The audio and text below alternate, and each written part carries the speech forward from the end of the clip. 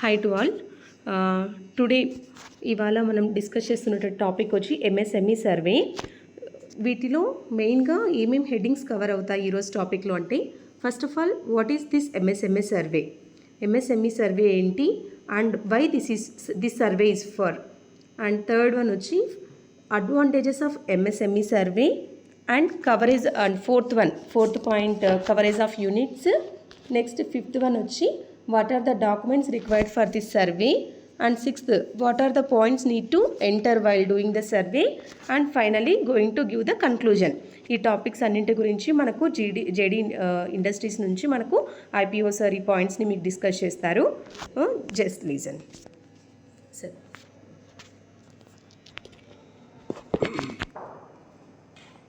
నమస్కారం అండి. నా పేరు సంజీవరాజు, పరిశ్రమల విస్తరణాధికారి, సత్యసాయి జిల్లా పరిశ్రమల కేంద్రము సత్యసాయి జిల్లా. సో ఈరోజు ఈ ఎంఎస్ఎంఈ సర్వే 2024 అనేది రేపటి నుంచి స్టార్ట్ అవుతూ ఉంది. సో ఈ టైంలో మీరు కొద్దిగా క్లుప్తంగా ఈ వీడియో ద్వారా మీరు కొన్ని విషయాలు తెలుసుకుంటే చాలా మీకు అనుకూలంగా ఉంటుందన్నమాట. సో ఇక్కడ ఎంఎస్ఎంఈ సర్వే అంటే ఏమిటి అంటే గిన, ఎంఎస్ఎంఈ అంటే గిన మైక్రో, స్మాల్, మీడియం ఎంటర్ప్రైజ్. ఎం అంటే మైక్రో, ఎస్ అంటే స్మాల్, మీడియం ఎంటర్ప్రైజ్. సో దీన్ని తెలుగులో అయితే గిన మనకి సూక్ష్మ, చిన్న, మధ్య తరహా సంస్థలు అని అన్నమాట. సో వీటిని మనము ఎంఎస్ఎంఈ అనేది ఈ వర్డ్ వచ్చేసి సెంట్రల్ గవర్నమెంట్ అనమాట. సెంట్రల్ గవర్నమెంట్కి సంబంధించిన వర్డ్. ఒకప్పుడు అయితే రాష్ట్రాల పరిధిలోనే ఉండింది, ఇప్పుడు సెంట్రల్ లెవెల్లో దీని మానిటరింగ్ జరుగుతుంది కాబట్టి సింపుల్గా అట్లా అనమాట. సో ఈ ఎంఎస్ఎంఈ సర్వే ఎందుకు చేయాలా మనం అంటే గిన, మనకి మన సమాజంలో అన్ని రకాల ఈ ఎంఎస్ఎంఈలు ఉంటాయన్నమాట. ఈ ఎంఎస్ఎంఈ పరిశ్రమలు సూక్ష్మ, స్మాల్ అని. సో అవి దానికి సంబంధించి ఇప్పుడు బ్రాడ్ క్లాసిఫికేషన్ కింద మనకి ఎంఎస్ఎంఈలు ఒక పరిశ్రమలు ఒకటే, అంటే మ్యానుఫ్యాక్చరింగ్ పరిశ్రమలే కాకోకుండా సర్వీసింగ్ సెక్టర్ అనేది ఉంది, రీటైల్ ట్రేడ్ అంటే బిజినెస్, కిరాణా షాపులు ఇట్లాంటివి కూడా ఉన్నాయన్నమాట. సో వీటన్నిటినీ మనము సర్వే చేయాలి. సో సింపుల్గా చెప్పాలంటే వీటన్నిటిని సర్వే చేయాలంటే ఎందుకు వీటన్నిటిని సర్వే చేయాలా అనేది పాయింట్ కూడా వస్తుంది. సో ఇది ఎందుకు చేయాలంటే గిన మనకి ఆర్గనైజ్డ్ సెక్టరు, అన్ఆర్గనైజ్డ్ సెక్టర్ అని ఉంటుంది. సో ఇప్పుడు ఈ పెద్ద పరిశ్రమలు, మ్యానుఫ్యాక్చరింగ్ పరిశ్రమలు అయితే గిన ప్రతి ఒక్కరు ఆన్లైన్లో అప్లై చేసుకుంటారు. వాళ్ళకి సంబంధించిన డేటా అంతా ఏదో ఒక రూపంగా మనకి దొరుకుతుంది, ఆన్లైన్లో దొరుకుతుంది, గవర్నమెంట్ వారికి ఇన్ఫర్మేషన్ వస్తుంది. కొంతమంది అన్ఆర్గనైజ్డ్ సెక్టార్లో చాలామంది ఉంటారనమాట. అంటే వాళ్ళు ఎలాంటి ఆన్లైన్లో ఎక్కడ ఉండదు. సో ఆ ఇన్ఫర్మేషన్ అంతా మనకి రావాలా. ఎందుకు రావాలా? ఈ ఎంఎస్ఎంఈ సర్వే చేసేదానివల్ల ఉపయోగాలు ఏంటివి అంటే గిన, మనకి ఆ ఎంఎస్ఎంఈ డాటా అనేది క్లియర్గా, అంటే మన సొసైటీలో ఉన్న అన్ని రకాలైన పరిశ్రమలు, సేవా రంగము, ట్రేడింగు, ఈ రకమైన ఏమేమి ఉన్నాయో అవన్నీ తెలుసుకుంటే దాని ద్వారా మనము రేపొద్దున నెక్స్ట్ పాలసీస్, అంటే ప్రభుత్వం వారు ఏదైనా కొత్త పాలసీస్, అంటే అన్ఎంప్లాయిడ్ యూత్ కోసం పాలసీస్ తయారు చేయాలంటే ఒక డేటాబేస్ అనేది అవసరం అన్నమాట. సో ఆ డేటాబేస్ అనేది ఉంటే రేపొద్దున మంచి పాలసీస్ యూత్ కోసము క్రియేట్ చేస్తారు. దానివల్ల మంచిగా ఉంటుంది అనమాట. అంటే వాళ్ళకి ఏదైనా స్కీమ్స్ పెట్టడానికి అవకాశం ఉంటుంది. అట్లాగే మన ఆంధ్రప్రదేశ్ ఎంత అభివృద్ధి చెందింది, ఏ లెవెల్లో ఉంది, ఏ కేటగిరీ, అంటే ఇండియాలో కంపేర్ చేసుకుంటే ఆంధ్రప్రదేశ్ స్థానం ఎంత అనేది మనము అన్ఆర్గనైజ్డ్ సెక్టార్ నుంచి ఆర్గనైజ్ చేసినప్పుడే అది తెలుస్తుంది. సో మనము ఇప్పుడు దాని విషయంలో చాలా ల్యాగింగ్లో ఉన్నాం. మనకు మహారాష్ట్ర లాంటి వాటిలో చాలా మనకు ఆర్గనైజ్డ్గా ఉంది. బట్ ఇక్కడ మనకు ల్యాగింగ్లో ఉన్నాం కాబట్టి మనము దాన్ని కవర్ చేయాలా. సో అది కవర్ చేయాలంటే మనం కూడా ఆర్గనైజ్డ్ సెక్టర్లోకి ఈ సర్వే అంతా చేసినట్లయితే మనం దాన్ని చెప్పుకోవచ్చు. సో ఆ విధంగా మనకి ఇది కాబట్టి ఈ విధమైన ఉపయోగాలు ఉంటాయి. అట్ ది సేమ్ టైం ఇంకొక మూడవ పాయింట్ మనకి అడ్వాంటేజ్ ఏమంటే గిన, మనకి ప్రభుత్వము అంటే సెంట్రల్ గవర్నమెంటు, స్టేట్ గవర్నమెంటు రకరకాల స్కీమ్స్ అన్నీ మనకి పెట్టింది. సో ఇప్పుడు సెంట్రల్ గవర్నమెంట్లో చూసినట్లయితే పిఎంఈజీపీ స్కీము, తర్వాత ముద్రా స్కీము, తర్వాత సిజిటిఎంఎస్సి స్కీము, ఇట్లాంటివన్నీ రకరకాల స్కీమ్స్ ఉన్నాయి. స్టేట్ గవర్నమెంట్లో కూడా ఐడిపి పాలసీ, ఇట్లా కొన్ని స్కీమ్స్, మంచి స్కీమ్స్ ఉన్నాయి. ఎస్సీ ఎస్టీలకి స్పెషల్ పాలసీస్ ఇట్లాంటివన్నీ ఉన్నాయి. సో ఈ స్కీమ్స్ అన్నీ కూడా యూత్ కోసం కానీ, అన్ఎంప్లాయిడ్ యూత్ కోసం కానీ, ఇంకా కొత్తగా ఎంటర్ప్రైనర్స్ ఎవరన్నా ఇండస్ట్రీస్ పెట్టాలనుకుంటే వాళ్ళకి చేయాలంటే మనకు కంపల్సరిగా ఈ సర్వే అనేది మనకి చాలా అవసరము. దీన్ని బేస్ చేసుకొని మనము వాళ్ళకి అవన్నీ కూడా యూజ్ చేసుకోవచ్చు, ఆ స్కీమ్స్ అన్నీ కూడా యూజ్ చేసుకోవచ్చు.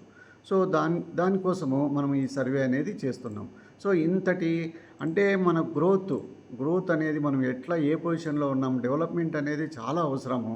సో ఇంతమంది కోట్ల జనాభాకి మనము రేపు పొద్దున ఉపాధి ఎలాంటి ఇబ్బందులు లేకుండా ఉపాధి కల్పించాలా, వాళ్ళందరినీ సేఫ్గా పెట్టుకోవాలంటే ఈ ఎంఎస్ఎంఏ సర్వే అనేది ఒక బేస్గా కావాలి కాబట్టి మనం ఈ సర్వే అనేది చేస్తున్నాం. సో ఇప్పుడు నెక్స్ట్ మనకి ఈ ఎంఎస్ఎంఈ సర్వే ఏ విధంగా చేయాలి అని అంటే కనుక, సో మీ అందరూ ఎడ్యుకేటెడ్ పీపుల్, దీంట్లో కూడా మీకు ఒక మొబైల్ యాప్ అనేది ఇవ్వడం జరిగింది. మొబైల్ యాప్లో సింపుల్ డాటా మనము ఎంటర్ చేయాల్సి ఉంటుంది. ఏమి లేదు, ఒక్కటే మనము ఇక్కడ మనం ఏం చేస్తున్నామంటే కనుక ఓన్లీ స్థిరాస్తి కలిగిన యూనిట్లు మాత్రమే, అంటే మొబైల్ యాక్టివిటీస్ అవసరం లేదు. ఓన్లీ ఫిక్స్డ్ అంటే ఒక చోట ఉండే యూనిట్లని మనము మొబైల్ యాప్లో ఆ ఇన్ఫర్మేషన్, వాళ్ళ యొక్క ఇన్ఫర్మేషన్ లోడ్ చేస్తున్నాము. సో వాటి విషయంలో మనము సింపుల్గా ఏముంటుంది, ఒక యూనిట్కి పోయినామంటే వాళ్ళ అడ్రస్ ఏంది, సో ఆ యూనిట్ యొక్క అడ్రస్ ఏమి, తర్వాత వాళ్ళ యూనిట్ అడ్రస్ మనము ఎంటర్ చేయాల్సి ఉంటుంది. తర్వాత వాళ్ళు అక్కడ ఏం యాక్టివిటీ చేస్తున్నారు, ఆ యాక్టివిటీకి సంబంధించిన డీటెయిల్స్ ఉంటాయి. తర్వాత ఆ యాక్టివిటీలో ఎంత పెట్టుబడి పెడుతున్నారు, ఆ పెట్టుబడి డీటెయిల్స్ అంటే ల్యాండ్, బిల్డింగ్, మిషనరీకి సంబంధించి ఏమేమి ఉన్నాయి, సో అవన్నీ మనము ఎంటర్ చేస్తాము. తర్వాత ఎంత కెపాసిటీలో చేస్తున్నారు, వాళ్ళకి సంబంధించి కొద్దిగా మ్యానుఫ్యాక్చరింగ్ యాక్టివిటీస్ అయితే కానీ మనకి కొద్దిగా ఎక్కువ ఇన్ఫర్మేషన్ కాబడుతుంది. సర్వీసింగ్ సెక్టర్ అయితే కొద్దిగా తక్కువ, ట్రేడింగ్ అయితే మరీ తక్కువ, జస్ట్ ఆధార్ కార్డు ఒకటే చాలు. సో కాబట్టి ఈ విధంగా మనము అక్కడున్న డీటెయిల్స్ అన్నీ మనము యాప్లో ఎంటర్ చేస్తాము. సో మనకి మినిమంగా మనకి కావాల్సిన డాక్యుమెంట్స్ ఇవి చేసేటప్పుడు అంటే కనుక మనకి ఆధార్ కార్డు ఒక్కటే ఉన్నా కానీ మనం సర్వే చేయొచ్చు. సో నెక్స్ట్ స్టెప్లో ఆధార్ కార్డుతో పాటు మనకి ఒక పాన్ కార్డు అనేది ఉంటుంది. చాలామందికి పాన్ కార్డు ఉంటుంది. సో పాన్ కార్డ్ డీటెయిల్స్ ఉంటే ఇంకా మనం కొంత సర్వీస్ సెక్టర్ యూనిట్స్ అవన్నీ చేయొచ్చు. సో దాంతోపాటు మనకి నెక్స్ట్ ఏమంటే మనం యూనిట్కి పోయిన చోట కూడా కరెంట్ బిల్ అనేది ఉంటుంది, వాళ్ళకి ఇంటికి కరెంట్ బిల్ అనేది ఉంటుంది. సో మామూలుగా అది కేటగిరీ 1 కానీ 2 కానీ 3 కానీ, అంటే 1 అంటే గృహాలు అంటే రెసిడెన్షియల్, 2 అంటే కమర్షియల్, 3 అంటే ఇండస్ట్రియల్. సో వాళ్ళకి సంబంధించిన కరెంట్ డీటెయిల్స్ కూడా మనము ఎంటర్ చేయాల్సి ఉంటుంది. అట్లాగే దీంట్లోన మనకి ఇంకా ఒక్కసారి ఏదన్నా అది పరిశ్రమ అంటే తయారీ పరిశ్రమ అయితే గిన ఎక్కువ పర్మిషన్స్, వాళ్ళకి సంబంధించిన డాక్యుమెంట్స్ కూడా ఉంటాయి. సో అవి మనము ఆ టైప్ ఆఫ్ యూనిట్స్కి మాత్రము ఆ డాక్యుమెంట్స్ కూడా మనము అడిగి మనము చేసేటప్పుడే మనకి కాలమ్స్లో వస్తాయి ఆ డాక్యుమెంట్స్ ఉన్నాయా అని. సో మనం ఆ పేపర్ వాళ్ళతో ఇప్పించుకొని మనం దాంట్లో ఉన్న నంబరు మనం ఎంటర్ చేస్తాం. సో అట్లా సింపుల్గా ఇవన్నీ ఉంటాయి అన్నమాట.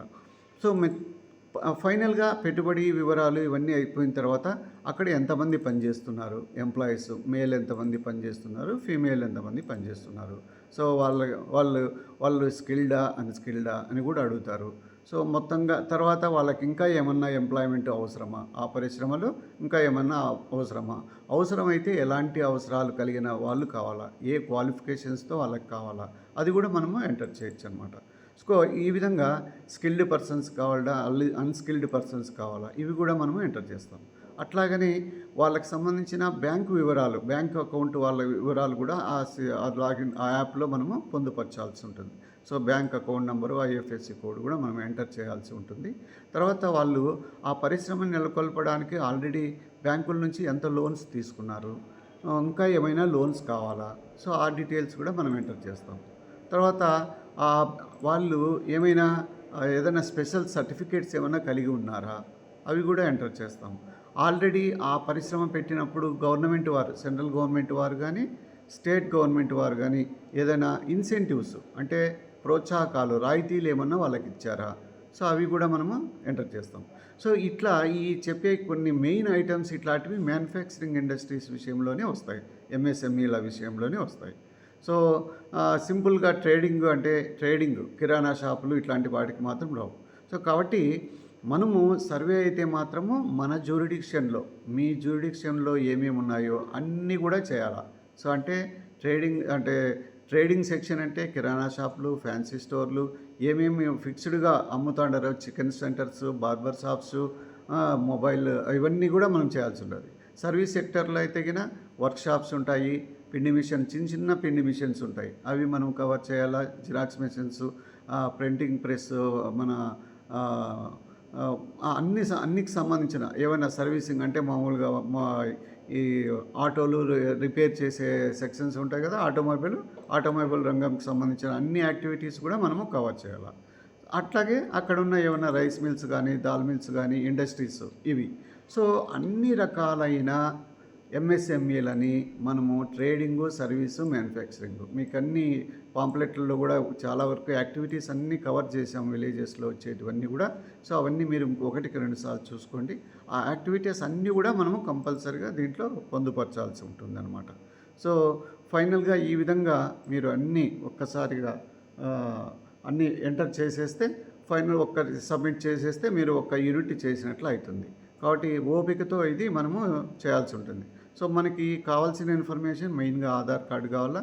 సో అట్లాగే వాళ్ళని మన మొబైల్ నెంబరు, తర్వాత ఈమెయిల్ ఐడి ఉంటే ఈమెయిల్ ఐడి, ఇవన్నీ డీటెయిల్స్ మనము ఎంటర్ చేసి ఈ సర్వే మనము చేయాల్సి ఉంటుంది. కాబట్టి దీంట్లో ఎలాంటి ఎక్కువ రిస్క్గా కూడా ఏం లేదు, వెరీ సింపుల్గా ఉంటుంది. ఒక వీడియో కూడా ఉంది, దాంట్లో కూడా వీడియోని కూడా మీరు గో ఆన్ చేయొచ్చు, దాంట్లో చూడొచ్చు. సో కాబట్టి ఈ యొక్క అవకాశం, ఈ సర్వేని సక్సెస్ఫుల్గా చేయాలని కోరుకుంటూ, ఎనీ డౌట్స్ వస్తే మీరు మళ్ళీ ఒకసారి మమ్మల్ని ఎప్పుడైనా కాంటాక్ట్ చేయొచ్చు. Thank you very one. Thank you sir.